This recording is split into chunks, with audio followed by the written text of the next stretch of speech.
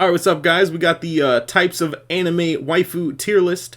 And before we start this tier list, I just want to go over a few caveats. Number one is that I'm not ranking these guys based on their specific characters that are shown. I'm ranking them based on like the types of personas or like, archetypal characters they represent. So like this would be a MILF, be like a smug tsundere girl, this would be a cat girl, this is a neat bookworm, etc., etc. Number two, we are specifically ranking these women based on waifu material. And waifu basically just means a girl that you would picture marrying.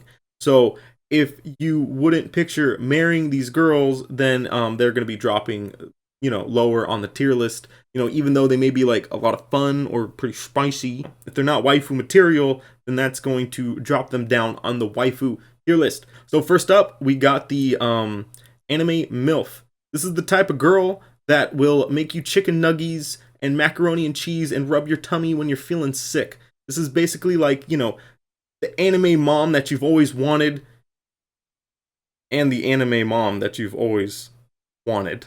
So anyways, if we're going based on looks, she's easy SA tier, but the MILF anime waifu does not want to start a family anymore. They already did that stuff.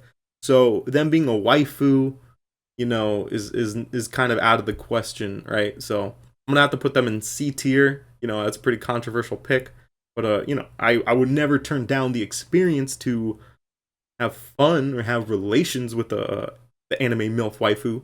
But to wife them, nah, that ain't me, bruh. All right, next we got the smug anime girl, tsundere, type of girl that will tease you, kind of make you feel weird about yourself the first couple times you meet them, but then you start to realize you like that shit. So, you just let it slide, and then it starts to blossom from there. You don't need to share too many hobbies or similarities with them because they'll just be able to tease you and have fun with you no matter what. So they're pretty high tier, very fun, quick-witted temper. I'm gonna have to put them in A tier. Okay, next we have the notorious cat girls. Everyone fantasizes about having a cat girl waifu at one point, but have you ever actually like thought what it would entail to have a cat girl as a wife? It would be terrible. After the first couple days, you're gonna be like, oh crap, I'm with a cat girl, and then God forbid you knock one of them up. And then you're there with them for like 18 more years, and you're just like, this person's a literal cat. Like, it's enjoyable, sure, it's fun, you probably want to experience it just like the anime MILF, but wife it? No. That would just be a chore. That'd be a headache. Next is the otaku neat weeb type of girl. They spend too much time, looking at TikTok videos on the computer. They've watched every single episode of One Piece.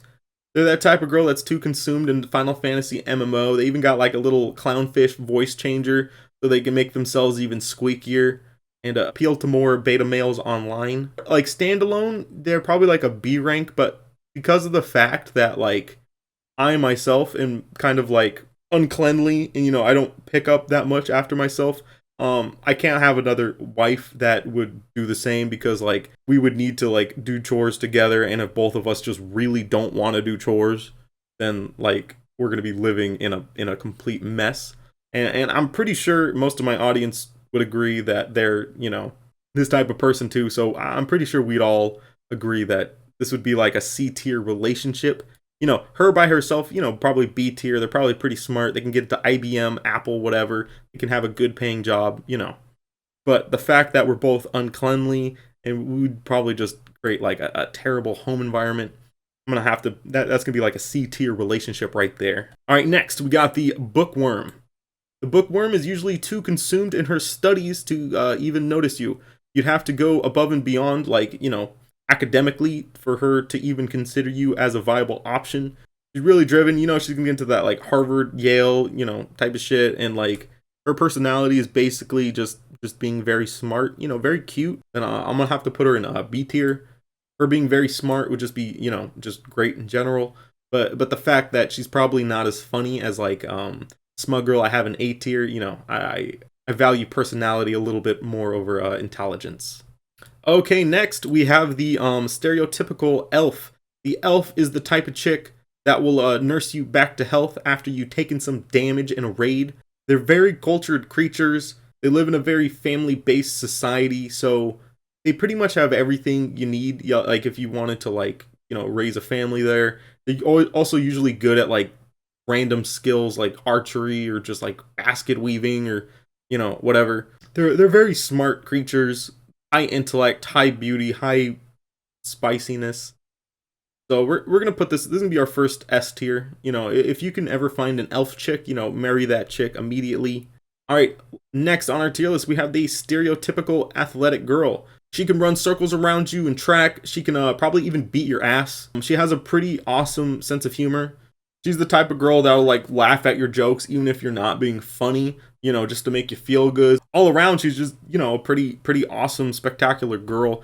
Anyways, the athletic chick is probably out of my league, so I'm going to be putting this in a S tier as well. They just have their lives going for them, so I mean that's great. And if they're interested in us, let's take that opportunity.